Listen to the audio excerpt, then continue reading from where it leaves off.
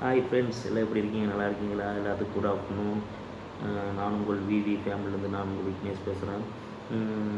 கடந்த ஒரு 3 நாட்களாகவே வந்து பார்த்திங்கன்னா, பைபிளில் வருகிற எனக்கு ஒரு வசனம் வரும். அந்த வசனத்தை படித்து நான் உங்களுக்கு அந்த அந்த வீடியோஸ் மூலிமா நான் சொல்கிறேன்.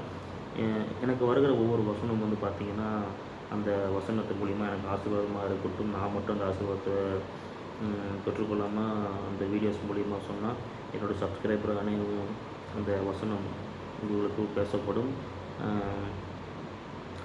அதே போல் ஒவ்வொரு நாளும் ஒவ்வொரு வசனம் வரும். அந்த வசனமும் மறக்காமல் பாருங்கள், கேளுங்க, படிங்க. பைபிள் வச்சுருந்தீங்கன்னா படிங்க. மறுபடியும் நான் சொல்கிறது தான், நான் நிற்பதும் நிர்மூலமாகாமல் இருப்பதும் தேவனோட சுத்த கிருபை. அவர் இல்லைன்னா இன்றைக்கி நான் இல்லை. நான் எப்படியோ எங்கேயோ போயிருந்த நாட்கள் உண்டு. எத்தனையோ தவறுகளான வழிகள் போயிருந்தாலும் திருப்பி என்னை அதே இடத்துக்கு கொண்டு வந்து என் தேவன் ஒரு ஸ்தானத்தில் நிறுத்தியிருக்கிறார். அதே போல் தேவனுக்கு நான் ரொம்ப ரொம்ப கூடி நான் நன்றி செலுத்துகிறேன். ஏன்னா இந்த உலகத்தில் 1000 சொந்த பந்துகள் இருந்தாலும் 1000 நண்பர்கள் இருந்தாலும் இவங்க எல்லாம் இருப்பாங்க. பட்டு காப்பாற்றுறதுக்கு ஒருத்தர் நமக்கு தேவை. அந்த காப்பாற்றுறது ஒருத்தர் நமக்கு தேவைன்னா மனிதர்களால் ஆகாதது காரியத்தை தேவனால் ஆகும்.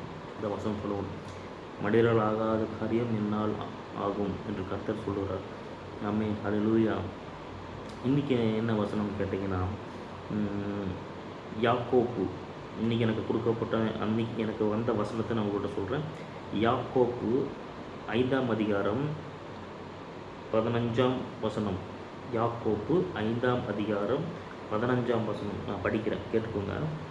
அப்பொழுது விசுவாசம் உள்ளவன் ஜெபம் பிணியாளையை இரட்சிக்கும். கர்த்தர் அவனை எழுப்புவார். அவன் பாவம் செய்யாதவனால் அது அவனுக்கு மன்னிக்கப்படும். மறுபடியும் ஒரு தடவை வாசிக்கிறேன். 5ஆம் அதிகாரம் 15ஆம் வசனம். 5ஆம் அதிகாரம் 15ஆம் வசனத்தை வாசிக்கிறேன், மறுபடியும் கேளுங்க. அப்பொழுது விசுவாசம் உள்ளவர் ஜெபம் விசுவாசம் உள்ள ஜெபம்